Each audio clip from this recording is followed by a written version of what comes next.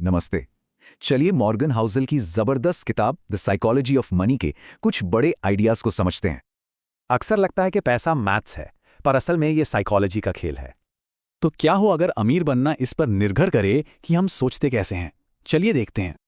तो पहला सबक है, पैसा मैथ्स नहीं बल्कि माइंड गेम है। ये एक सॉफ्ट स्किल है, कोई हार्ड साइंस नहीं। जैसे जिसने मंदी देखी है वो रिस्क लेने से डरेगा, और जिसने सिर्फ तेजी देखी वो खुलकर इन्वेस्ट करेगा। मतलब कोई पागल नहीं है। हर कोई अपने तजुर्बे के हिसाब से फैसले लेता है जो उन्हें सही लगता है। अब आता है दूसरा सबक। दौलत बनाने का सबसे बड़ा हथियार ज्यादा रिटर्न नहीं बल्कि कुछ और ही है। जैसे राहुल ने अमित से कम पैसे लगाए पर लंबे समय तक, और नतीजा देखिए, चौंकाने वाला है। तो सीक्रेट बड़ी रकम नहीं थी, सीक्रेट था वक्त। वॉरेन बफेट को ही देख लीजिए, उनकी 90% दौलत 65 की उम्र के बाद बनी। क्यों? क्योंकि उन्होंने जल्दी शुरू किया था। तो कंपाउंडिंग के लिए क्या करना है?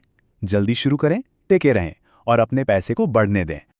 तीसरा सबक, सबसे बड़ा फाइनेंशियल रिस्क बाजार नहीं बल्कि हमारा अपना दिमाग है। हमारे दोस्त सबसे बड़े दुश्मन हैं, डर और लालच। एक मौके गंवाता है, दूसरा सब कुछ डुबो देता है।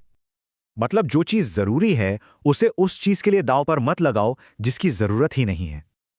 अब चौथा सबक, अमीर दिखने और असल में अमीर होने में जमीन आसमान का फर्क है। चलिए देखते हैं।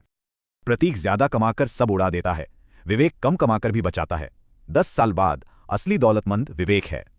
तो असली दौलत वो है जो दिखती नहीं, वो कारें और छुट्टियां नहीं जो खरीदी नहीं गई। सच्ची दौलत का मतलब है आजादी, अपने वक्त पर कंट्रोल और मन की शांति।